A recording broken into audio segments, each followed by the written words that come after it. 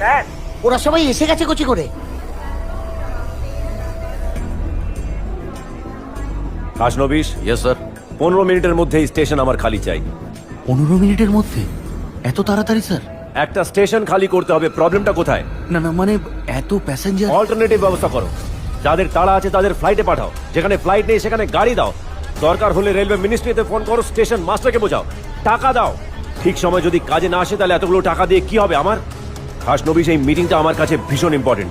This meeting is very important to me Khasnabish. যে কোনো কস্টে স্টেশন আমার খালি চাই। Do you get it? Yes sir, I do.